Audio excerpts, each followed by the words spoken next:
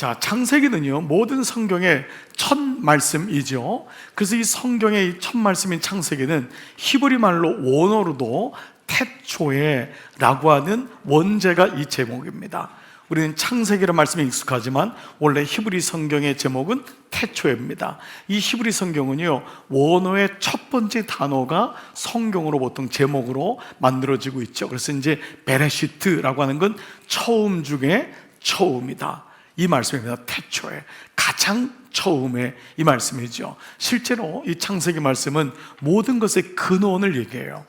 그리고 그것이 어떻게 이루어졌는지, 그리고 그것의 기초, 파운데이션을 말씀하고 있습니다. 그리고 무엇보다 이 창세기는 거기서 끝나는 게 아닙니다. 이 창세기 말씀은 놀랍게도 예수님과 이 신약 성경을 관통하면서 성취가 돼요. 그래서 여러분, 놀랍게 이제 말씀 묵상할 터인데, 창세기는요, 창세기에 있는 말씀만 아니고 예수 그리스도가 드러나는, 그래서 이걸 구속사적인 말씀이라고 한다는 거죠.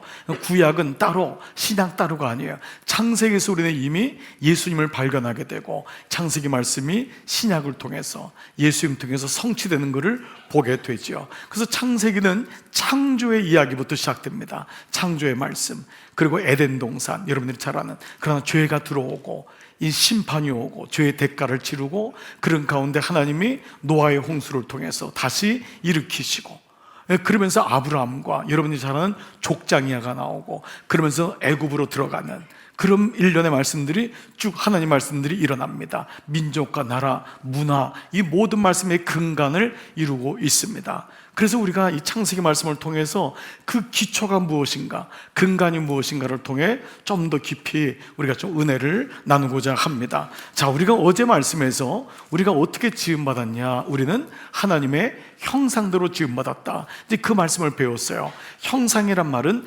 첼렘이란 말이죠. 어제 1장 27절에 그 말씀이 나오죠. 우리는 하나님의 형상대로 지음받았다. 네. 그래서 이 첼렘이란 단어는 뭐냐면 하나님의 그림자, 하나님의 반영, 영어로는 image of God이에요. 그러니까 이게 우리가 한자로 형상하니까 뭔가 어떤 프레임, 스트럭처 같은 모습일 것 같은데, 하나님은 영이시기 때문에 우리가 어떤 모습으로 규정할 수가 없죠. 그래서 형상이란 말은 뭐냐면 그 원어 첼럼이 하나님의 반영, 하나님의 그림자, 하나님의 좋은 것이 이 하나님의 형상이란 말이에요. 그러니까 우리 안에 뭐가 있냐면 하나님의 속성, 하나님의 그 성품, 하나님의 그 능력, 하나님의 선한 것이 우리 안에 있어서 우리가 그렇게 지음받았다는 것을 말씀하시면서 여섯째 날 지으시고 보시기에 참 좋았더라. 이 말씀의 원어는 이보다 더 좋을 수가 있으라예요. 이보다 더 좋을 수가 있으라. 그러니까 하나님이 우리에게 당신의 형상을 그대로 부어주신 거예요. 그러나 하나님을 떠날 때 그가 짐승보다 못한 삶을 살 수 있음도 성경은 말씀하고 있어요. 그러니까 사람은요, 정말 너무도 영화로워서 하나님의 형상을 가진 존재가 되기도 하지만 우리가 흔한 욕으로 하잖아요. 이 짐승보다 못하다. 우리가 이런 단어를 쓰는 건 뭐냐면 하나님의 영이 손상되고 하나님에게 떠날 때 그의 모습이 어떤지를 성경은 그대로 보여주고 있어요. 자, 이런 가운데 오늘 말씀은 창세기 2장으로 넘어갑니다. 자, 오늘 말씀에도 창조에 대한 말씀이 나와요. 그래서 어떤 분은 목사님, 창세기 1장에서 이미 창조 이야기가 나왔는데 2장 그러면 창조가 두 가지 이야기인가요? 그렇지 않습니다. 1장은 창조의 순서예요. 첫째 날, 둘째 날, 셋째 날, 넷째 날, 다섯째 날, 여섯째 날, 그리고 무엇을 창조하셨냐가 1장의 말씀이에요. 그러면 2장은 뭐냐면 하나님이 어떻게 창조하셨냐, 이게 2장의 말씀이에요. 그래서 오늘 여러분들이 이제 특별히 오늘 말씀은 이런 매일 성경을 보시면 왼쪽에 설명이 있죠. 여러분 1월 4일 거를 봐보세요. 오늘은 제가 왼쪽 거를 그대로 따라가려고 해요. 그래서 여러분 오늘 매일 성경의 제목이 뭐죠? 관계를 맺어 주십니다. 다 같이 여러분 매일 성경 보시고 좀 저랑 좀 얘기했으면 좋겠어요. 자, 뭐라고 나와 있죠? 답이 관계를 맺어 주십니다. 여러분 이 말씀이에요. 관계를 맺어 주십니다. 자, 이런 가운데 이제 우리가 관계에 대한 어떻게 우리를 지으셨느냐, 5가지인데 첫 번째, 하나님은 우리를 어떻게 해요? 수음을 주십니다. 자, 왼쪽에 있는 동그라미 치면 되겠죠. 하나님 첫 번째 4절과 7절에 수음을 주세요. 자, 그 7절을 읽어보겠습니다. 시작. 주 하나님이 땅의 흙으로 사람을 지으시고 그의 코에 생명의 기운을 불어넣으시니 사람이 생명체가 자, 되었다. 우리가 어떤 존재냐? 흙으로 만들어졌어요. 그래서 우리 썩으면 흙으로 다 가는 거예요. 이게 몸뚱아리예요. 이게 몸이에요. 그래서 의사분들이 목사님 대단한 것 같지만 딱 3분이면 다 우리는 흙으로 갑니다. 굳어버립니다. 아무것도 아닌 거예요. 근데 우리는 그런 존재가 아니라는 거 뭐죠? 우리 코에 하나님이 생기를 불어 넣으셨다. 이게 우리의 정체성인 거예요. 그때 우리가 생명, 살아있는 영적인 존재가 된다는 것입니다. 아멘. 그러니까 그래서 우리가 예배를 드리는 거예요. 여러분, 어떤 짐승도 흙으로 만들었기 때문에 혼적인 거예요. 혼인 거예요. 어떤 것도 예배를 못 드려요. 그러나 인간만이 말씀을 듣고 죄를 깨닫고 회개하고 바르게 살려고 하고, 그리고 기준을 가지고 무엇보다 하나님이 나에게 생기를 불어넣으셨구나, 숨을 불어넣으셨구나 라는 것을 알게 돼요. 그래서 우리는요, 호흡이, 육신의 호흡은 끊어져도 이미 하나님의 생기를 주셨기 때문에 우리의 영이 여전히 죽지 않는 거예요. 아멘. 그래서 우리는 영적인 존재인 거예요. 여러분, 내가 어떤 존재라고요? 영적인 존재인 거예요. 하나님을 떠나면 우리는 그냥 육신으로 쾌락을 느끼고 먹고 배부르고 그러다가 죽는 거예요. 나이 들면. 여러분, 이것처럼 비참한 인생이 어디 있어요? 여러분, 이렇다면 인생은 여기 있을 이유가 없어요. 정말 우리가 만약에 육을 위한다면 여기 있으면 이건 사기꾼이에요. 여러분, 다 속고 있는 거예요. 우리는 이미 말씀을 그대로 믿기 때문에 우리는 영적인 존재로 하나님이 내 코에 생기를 불어넣으시니 생명이 된 줄 믿습니다. 그래서 죽음 이후에 우리는 다시 부활하는 거예요. 그 영이 있는 거예요. 우리의 영은 살아있는 거예요. 영원히 죽지 않는 거예요. 그래서 이거를 요한복음 4장 24절에서 하나님은 영이시니, 하나님이 어떤 분이 육이 아니란 말이에요. 어떤 형상이 아니란 말이에요. 무당이 만들었던 그런 겁나는 할아버지 그런 게 아니라는 거예요. 하나님 영이시니 예배하는 자가 신령과 진정 영으로, 예배하는 자가 영으로 예배드린다는 거예요.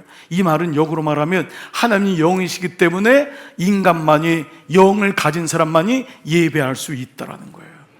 우리가 이 시간 예배할 수 있는 건 하나님이 영이시고 동시에 내가 영적인 존재이기 때문에 그런 줄 믿습니다. 우리가 어떤 존재냐? 정체성인 거예요. 우리는 이렇게 지음받았습니다. 나는 영적인 존재로 지음받은 줄 믿습니다. 그래서 예수님이요, 부활하신 다음에 제자들에게 나타나셔서 이 말씀을 하세요. 보세요. 이르되, 예, 이르는데 나오질 않네. 예, 이르되. 그 다음 말씀이 뭐예요? 예, 말씀을 하시고 그들을 향해서 뭐죠? 숨을 내쉬며 이르시되 성령을 받으라. 이 숨과 지금 나오는 코의 생기가 같은 어원이에요. 처음 창세기에 있는 말씀이 우리 코에 생기를 불어넣으셨는데, 예수님이 부활하신 다음에 첫 번째 메시지가 뭐냐면 숨을 내쉬며, 그분이 숨을 내쉬며, 이 숨이 하나님의 숨이라는 거예요. 그래서 뭐라 하죠? 성령, 같은 어원이에요. 숨, 생기, 성령 같은 어원인 거예요. 비로소 내 안에 성령이, 하나님의 영이 와야지만이 비로소 내가 살아있는 영적인 존재임을 깨닫게 되는 줄 믿습니다. 여러분, 그래서 첫 번째, 하나님이 주신 선물, 나는 어떻게 지음받았습니까? 영으로, 영적인 존재로 지음받은 줄 믿습니다. 두 번째, 우리는 어떻게 지음받았습니까? 하나님 우리에게 뭘 주시죠? 자, 하나님 우리에게 정원을 주세요. 왼쪽 매일 성경 보시면 동그라미 쳐보세요. 정원을 주십니다. 이 정원이라는 게 뭔지 여러분이 눈치채셨죠? 뭐죠? 에덴 동산입니다. 자, 8절 볼게요. 시작. 주 하나님이 동쪽에 있는 에덴의 동산을 일구시고 지으신 사람을 거기에 두셨다. 자, 그런데 여러분, 오늘 4절에서도 마찬가지지만 이제 하나님이라는 용어 앞에 뭐가 붙냐 하면 주라는 단어가 붙어요. 이게 이제 묵상할 때 우리가 보이는 건데, 1장에서는요 그냥 하나님이에요. 근데 2장에서는 주 하나님이에요. 이게 뭐죠? 관계가 바뀐 거예요. 1장은 하나님의 객차가 돼가지고 모든 걸 창조하세요. 근데 2장에서는 너희의 하나님이란 거예요. 그래서 개역 성경에는 여호와 하나님, 우리 표준 세번역에는 주 하나님. 이게 무슨 말이냐? 교회가 많은데 우리 교회라는 거예요. 집이 많은데 우리 집이라는 거예요. 하나님이 많으신데 그분이 나의 주라는 거예요. 주 하나님이, 그 하나님, 나의 로드, 주인 되신 하나님이 나에게 정원을 주신다. 그 하나님이 내게 코에 생기를 불어넣으신다. 이게 1장과 2장의 차이가 될 수 있죠. 자, 정원을 주시는데 하나님은 에덴 동산에 가장 먹기 좋은 실과들을 채우시고, 그리고 거기에 4개의 강이 이루어지는 가장 풍요로운 땅 에덴을 만드세요. 그 에덴이란 말 자체가 즐거움이에요.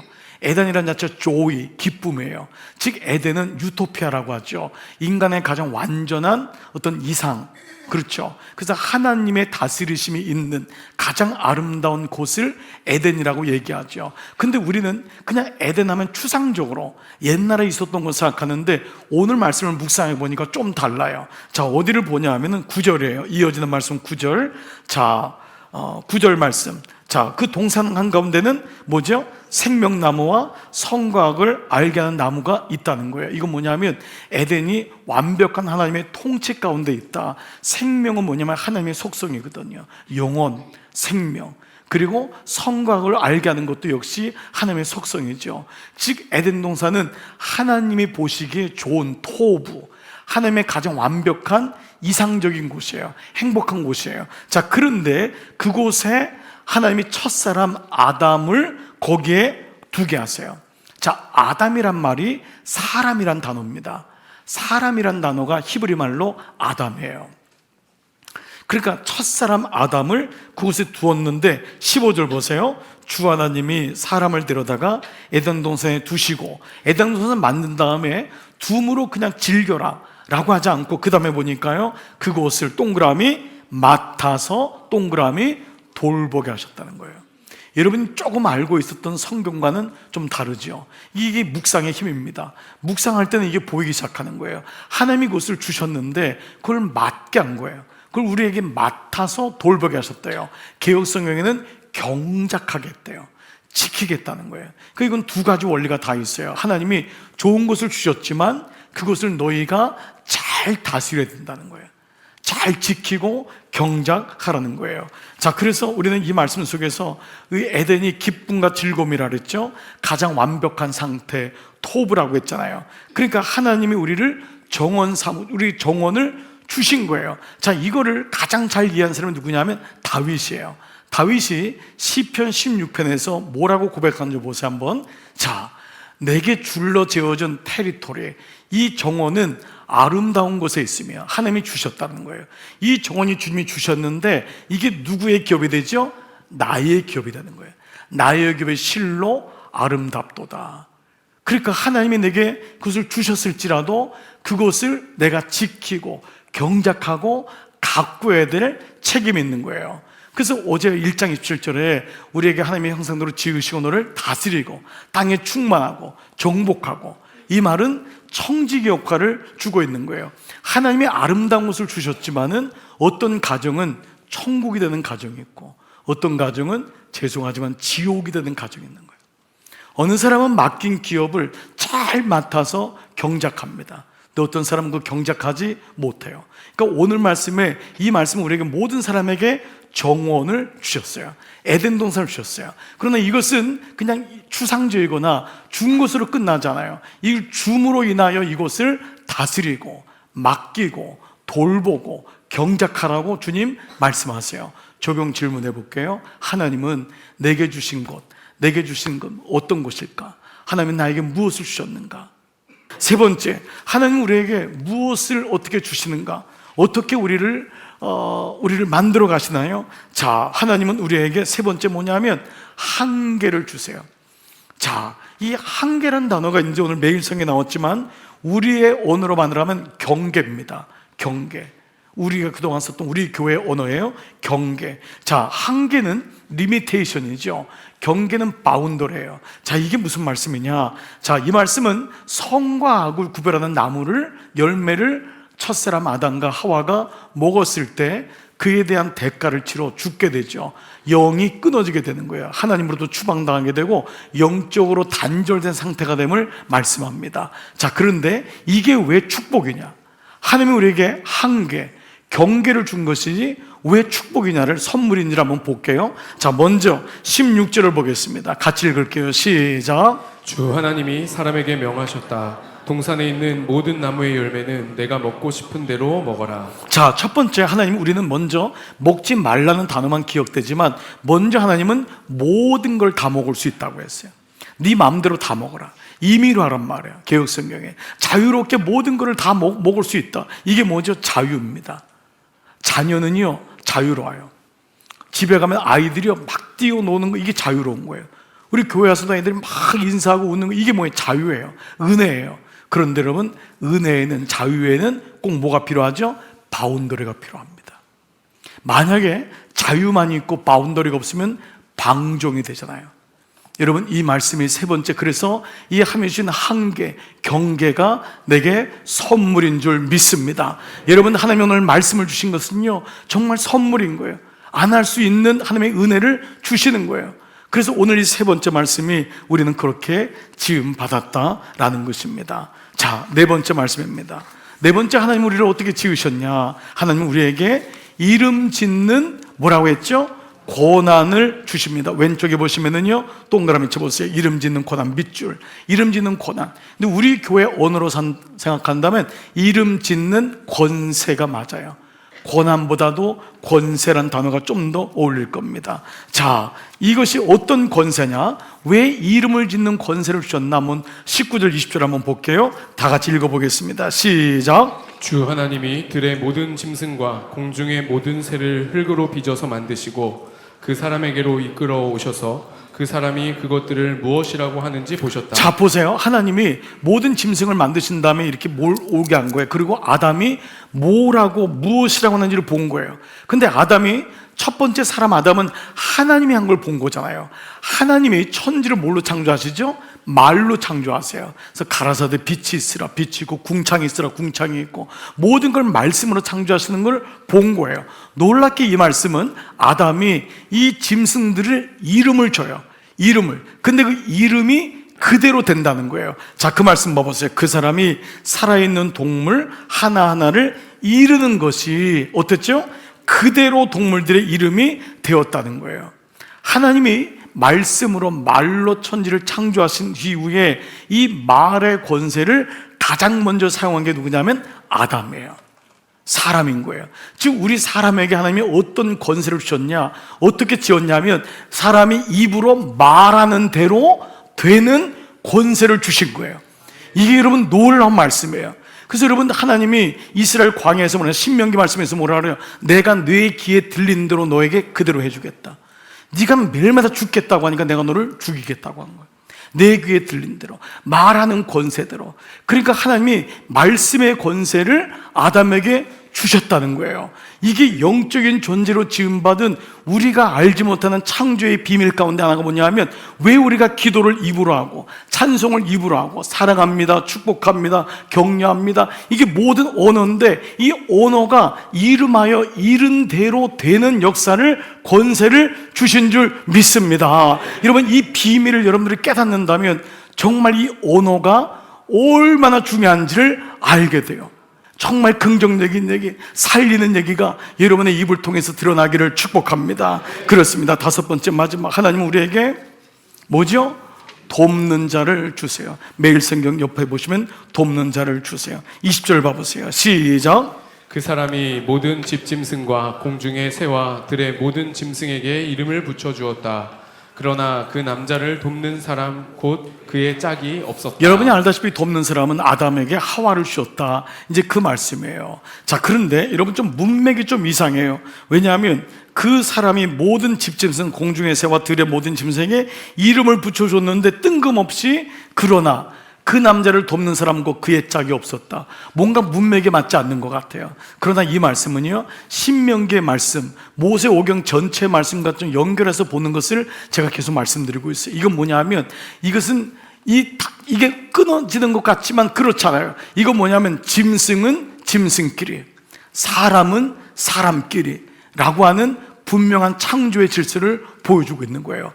짐승이 돼서 짐승의 짝이 만들어졌는데 남자에게는 짝이 없었다는 거예요. 짐승은 짐승, 사람은 사람.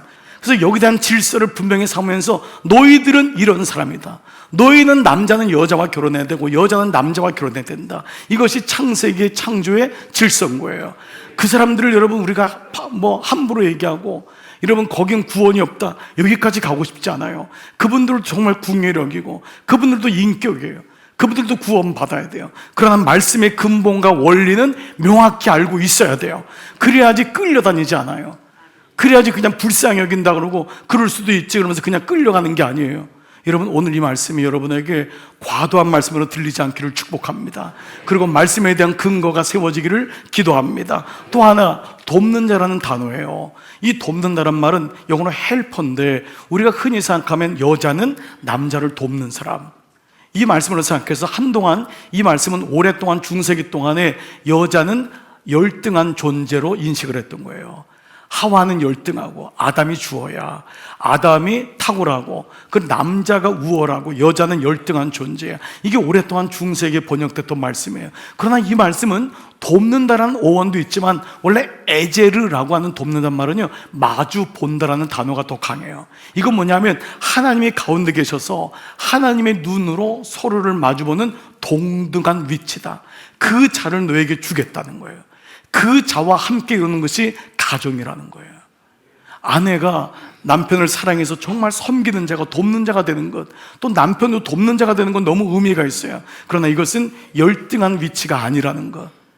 여러분, 이것이 오늘 말씀을 통해 보게 되고, 하나님이라고 하는 프리즘을 통해 서로가 하나님의 눈으로 봐야지만이 용서가 되고 이해가 되고 그것이 비로소 한 몸이 된다라는 말씀을 주세요. 그래서 그 다음 구절이 이렇게 말씀이 되고 있어요. 보십시오. 주 하나님이 남자에게 뽑아낸 것으로 갈빗대로 여자를 만드시고 여자를 남자에게 데리고 갔다. 그때 남자가 말했어요. 이제야 나타났구나. 이 사람 뼈도 나의 뼈. 이게 되는 거예요. 뼈 중에 뼈보다 이 뼈가 내 거예요. 그 둘이 다르지 않은 거예요. 같은 거예요. 이 뼈가 내 뼈, 이 살이 나의 살. 남자에게서 나온 거예요. 열등한 존재가 아니라는 거예요. 다른 존재가 아니에요. 부속물이 아니에요. 그 당시 예수님 당신 어땠었어요? 여인들은 인원에 치지 않았잖아요. 근데 창세기에 있는 말씀은 절대 그렇지 않다는 거예요. 그가 너라는 거예요.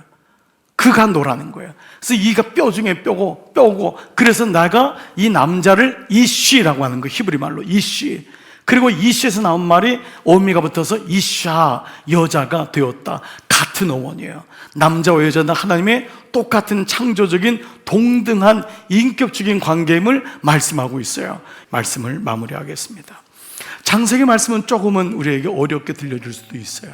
그렇지만 하나하나 이 말씀의 근원이 뭔지를 이제 우리가 한번 말씀을 한번 쭉 봤기 때문에 말씀을 통해 왜 이 말씀이, 그리고 여러분 신명기관을 가지고 본다면 하나님이 없다고 하는 혼적인 존재라고 하는, 가정도 부인하고 창조의 질서도 부인하는 가나안 땅에 들어갔을 때 이 창세기 말씀이 얼마나 힘이 됐을까 짐작하고도 남습니다. 이 말씀대로 살아가야 되는 것이구나. 그래서 창세기는 절대 혼자 떨어진 말씀이 아닙니다. 오늘 우리에게 하나님은 너는 혼적인 존재가 아니야, 육이 아니야, 너는 영적인 존재야. 하나님은 에덴 동산을 선물로 주시면서 잘 가꾸라고 하셔. 잘 관리해라. 하나님은 우리에게 경계를 주셨어요. 모든 은혜를 주셨지만 바운더리가 있단다. 모든 걸 할 수 있지만 안 해야 될 것도 있단다. 하나님은 우리에게 이름 짓는 권세를 주셨어요. 놀랍게도 이름으로 모든 사람이 복을 다 쏟아요. 그 말로 쏟아요. 그때마다 내 말씀 속에 언어가 있어. 언어 속에 말씀이 있어서 그 말씀으로 살아낼 때 놀랍게 그 권세가 우리에게 있고, 마지막 우리에게는 놀라운 하나님이 돕는 자, 하나님이란 프리즘을 통해서 서로를 마주보고 인격적으로 대하고, 그럴 때 하나님이 그 가정이 한 몸이 되고 그 가정의 언약이 이루어지는 놀라운 가정을 보여주십니다. 여러분, 오늘 이 말씀을 한 주간 묵상하시면서 한 주 한 주 매일매일마다 묵상으로 승리하시기를 축복합니다.